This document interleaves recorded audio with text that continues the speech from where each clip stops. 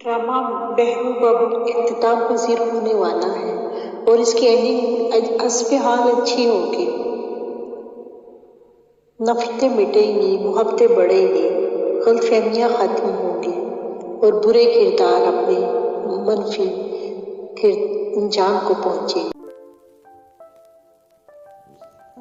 Drama Behroop की अगले episode में किन्ज़ा एक नई चाल चलने वाली है जो कि फलक के लिए काफ़ी मुश्किलात साबित होगी, लेकिन हस्ब-ए-हाल किन्ज़ा को मात होगी और एंड पे सुरखरू फलक ही होगी।